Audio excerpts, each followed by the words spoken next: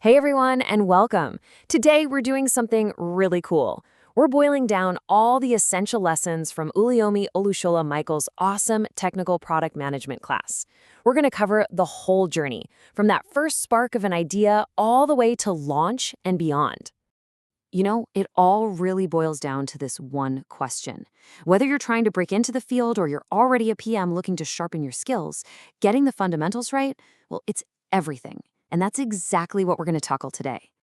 So here's our roadmap. First, we'll get the basics down. What are products and who does what? Then we'll get into the fun stuff, how things actually get built. After that, we'll walk through the super important path from testing to production. And we'll wrap up by looking ahead at the skills, like AI, that you're going to need to be a future-ready PM. All right, let's kick things off with Section 1, defining products and roles. Because look, before you can build something amazing, everyone on the team has to be on the same page about the fundamentals. What are we actually building, and who's in charge of what? So let's start with the absolute core concept. What even is a product? Well, when you strip it all away, a product is just a solution to someone's problem. It could be something you can hold, like a new phone, or something you can't, like a software app. But its whole reason for existing is to fix a need for a customer. And once you start looking, you see these solutions literally everywhere. The apps on your phone, the shoes you're wearing, every single product you use was designed to solve some kind of problem, big or small, in your life. Building great products isn't magic. It's a real discipline, and it stands on three solid principles. Number one, a crazy, relentless focus on the customer. Number two, making your big calls based on data, not just what your gut is telling you. And number three, this idea of iterative development. You're always testing, learning, and improving. It never stops.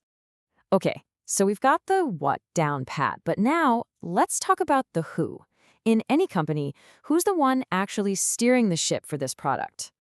And this brings us to a place where people get confused all the time. You could call it the classic war of the PMs. You hear about project managers, product managers, and even program managers. The titles sound almost the same, but what they do day to day is totally different. Let's break it down really simply. Think of the product manager as the architect. They're obsessed with the what and the why. They own the big vision. They're the voice of the customer. The project manager, on the other hand, is like the general contractor. They're focused on the how and the when. They take that vision and make it real, managing the schedule, the budget, and all the moving parts to get it done.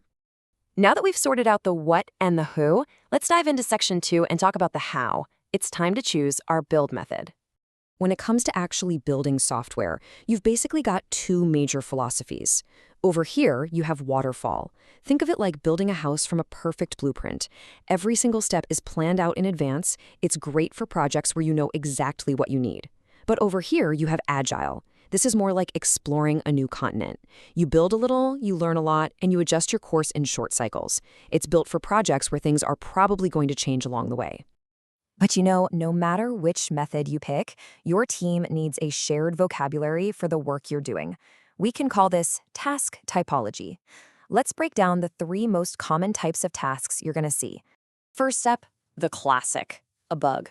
This one's super straightforward. Something's broken. The software isn't doing what it's supposed to do, and a developer needs to jump in and fix it. Simple as that. Next, we have a request. Now, this isn't something broken. This is a new idea. Maybe a user wants a new feature, or a stakeholder has an idea for an improvement. The PM's job here is to take that idea, figure out its value, and decide where it fits in the priority list. And finally, the spike. I gotta admit, this one's my favorite. A spike isn't about building a final feature at all. It's an investigation. You're doing research, you're building a tiny prototype, and the only goal is to learn something. It's all about reducing risk and uncertainty before you ask your team to build the whole shebang. Which brings us right into Section 3, from testing to production. Because, let's be real, building the feature is only half the job. Making sure it actually works, that it's stable, and that it doesn't break anything else, that's just as important. So, every single feature follows a path to get out into the world. It starts with requirements, then it gets a design, and then the engineers write the code. But it's not done yet. You see those two crucial gates right there? QA testing, where we hunt for technical bugs, and then user acceptance testing, or UAT, where real users give it the final thumbs up. Only after it passes both of those does it go live. And all this testing happens in different places, or environments. First, there's the dev environment. That's the engineer's sandbox. It can be messy and unstable. Then you have UAT, which is a clean, stable copy of the real thing, perfect for that final business check.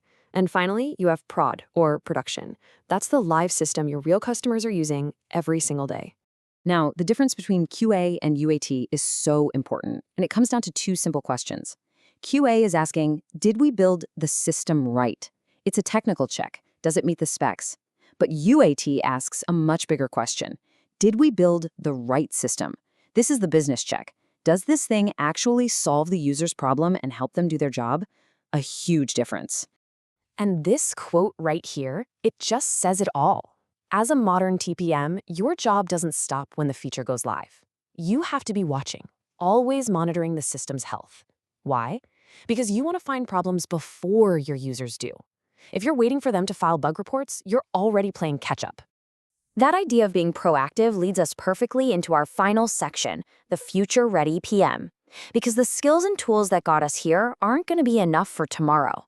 We have to lean into things like automation and AI. So let's talk about a really cool new concept called vibe coding.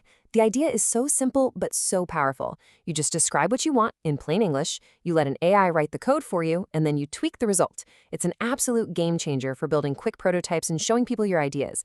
But, and this is key, it's for exploring, not for writing the final production code. So how do you use these new superpowers responsibly? Well, your goal is to be able to prompt the AI effectively, but also be able to get in there and modify the code it gives you. The best way to get good results is to use a clear formula. Tell it the component, give it context, describe the behavior you want, and add any limits. But you have to always check the output. AI gives you code that looks right, not code that is right. And the number one most important rule, never, ever, ever put sensitive customer data into a public AI prompt. Seriously. So there you have it. That's the journey. From defining your product and roles to picking a build method, making sure it's high quality when it launches, and finally using the AI tools of the future.